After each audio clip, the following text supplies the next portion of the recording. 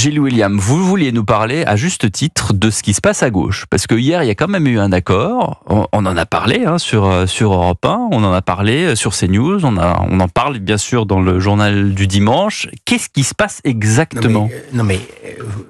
Vous ne sous-évaluez pas la colère rentrée dans laquelle je me trouve. Parce que toute la journée d'aujourd'hui, on parle des bisbilles entre messieurs Ciotti et Retailleau et autres, et on n'a pas un mot sur ce qui s'est passé hier soir, qui est un accord à mes yeux épouvantable, honteux, entre l'ensemble des partis de gauche, en ce compris la France insoumise. Si moi maintenant je dis aujourd'hui qu'il existe un parti antisémite, l'immensité des gens qui vont y penser, notamment les juifs français, vont penser à la France insoumise. Ils vont pas penser au Rassemblement national. Et pourtant, aujourd'hui, dans la presse, et notamment sur l'audiovisuel public, on n'a pas dit un mot sur le sujet. Et notamment, j'attire votre attention sur la position du CRIF. Vous savez, moi, ça fait 20 ans que je suis en bisbille avec le CRIF. Eh bien, le CRIF, aujourd'hui, a considéré l'accord de la gauche, donc avec la France insoumise, comme un accord infâme. Est-ce que vous en avez entendu causer dans le Poste ? Est-ce qu'on en parle de cela ? Rien du tout. Jonathan Arfi était notre invité hier soir. Bien, je ne sais pas s'il en a parlé hier, en tout cas, j'ai vu sa déclaration d'aujourd'hui. Ça, c'est clair. Donc, en réalité, à nouveau, là, il y a ce que j'appelle, moi, ce que j'ai nommé le privilège rouge. Il y a une sévérité sans faille dans le cadre de l'idéologie médiatique par rapport à tout ce que fait la droite, mais par contre, ça passe crème, pardon pour l'expression triviale. C'est une expression de Jones. Voilà, bon, vous savez bien que je suis très jeune encore, et donc ça passe, ça ne pose aucun problème. Alors encore une fois, je vous signale que le soir du résultat sur le RN, vous avez eu à Paris une manifestation de très nombreux insoumis. Qu'est-ce qu'ils criaient ? Aussi nombreux que ça. Ils criaient Israël assassin, Glucksmann complice. Alors que Glucksmann n'est pas connu pour être un grand soutien d'Israël. C'est donc l'explication ethnique qui vient tout de suite à l'esprit.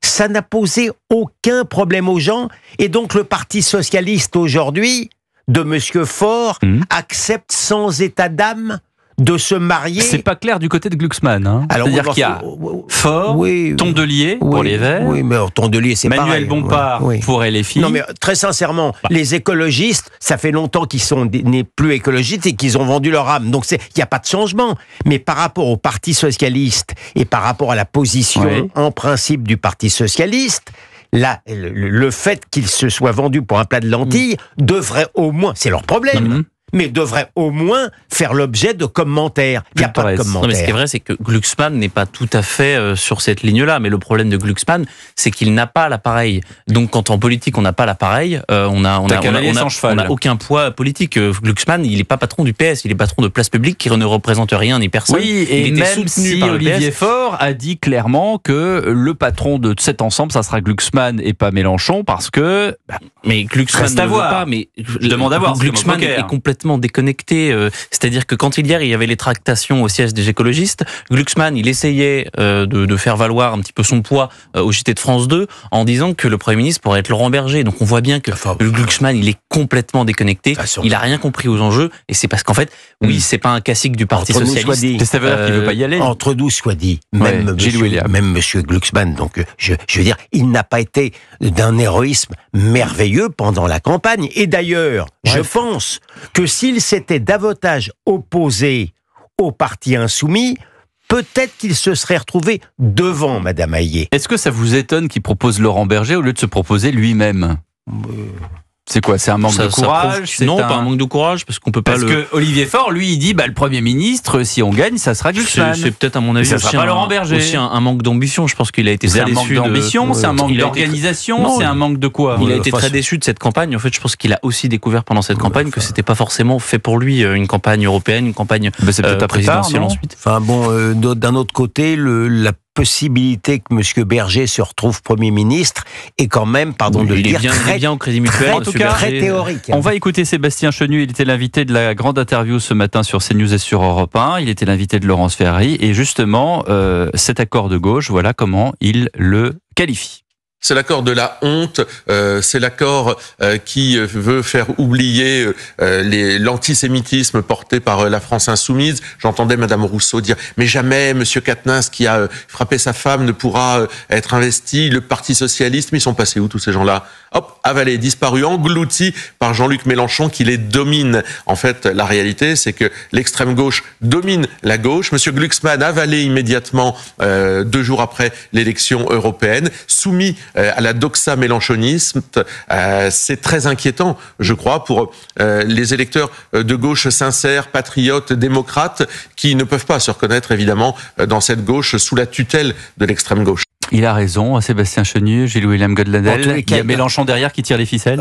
Alors, je ne sais pas, ça, je m'y connais pas assez en politique, mais une chose est certaine, il parle de Madame Rousseau. Mais là, c'est extraordinaire. L'imposture morale de la gauche. Pendant que M. Ciotti faisait sa déclaration, par un hasard cosmique, Madame Rousseau passe devant et elle l'interpelle, elle lui donne une leçon de morale. Elle qui vient d'accepter... Ça vous étonne ? Non, non, mais ça ne m'étonne pas. Ça vous étonne de la part de son organisation ? Non, mais attendez, ça ne m'étonne pas, mais je veux dire, le symbole est très fort de cette leçon de morale publique, alors même qu'elle vient de se vendre, en disant d'ailleurs, je ne sais plus devant quelle radio, qu'elle était prête à tout pour gagner.